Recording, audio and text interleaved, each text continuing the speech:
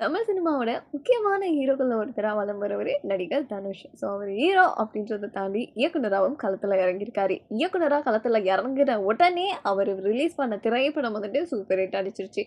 எல்லாரும் வந்து யோசிச்சது இயக்குனரா ஒரு படம் நமக்கு குடுக்க போறாரு. முதல் திரைப்படம் எப்படி இருக்க போகுதுன்னு. பட் ராயன் திரைப்படம் வந்துட்டு நல்லாவே கை கொடுத்துருச்சு.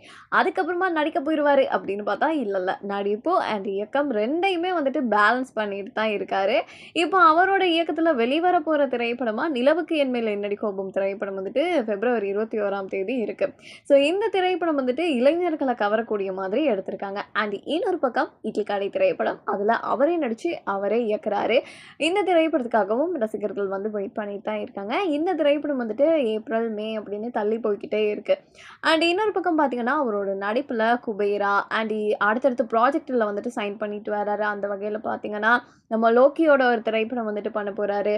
அண்ட் அதே மாதிரி வந்துட்டு நம்ம வெற்றிமாறனோட வந்துட்டு மறுபடியும் கூட்டணி அமைக்க போறாங்க அப்படின்னு சொல்லியிருக்காங்க.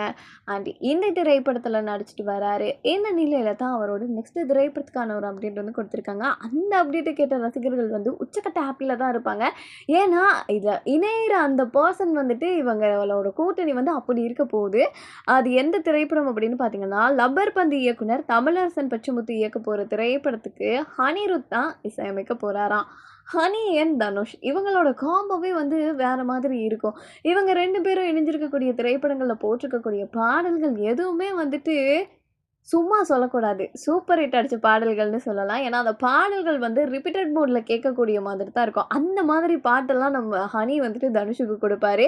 ஸோ இந்த திரைப்படத்துல மறுபடியும் 2 பேரும் பல வருடங்கள் கழிச்சு இணைய போறாங்கல்ல. எப்படிப்பட்ட பாட்ட அனிருத் வந்துட்டு தனுஷ்காக கொடுக்க போறாரு அப்படின்றது தெரியல. அது நீங்க அனிருத் கிட்ட இருந்து தனுஷோட திரைப்படத்துல என்ன மாதிரி பாடல் எதிர்பார்க்குறீங்க அப்படின்றதையும் கமெண்ட்ஸ்ல சொல்லி விடுங்க. அனிருத், தனுஷ் இவங்க 2 பேத்துல யார ரொம்ப பிடிக்கும் அப்படின்றதையும்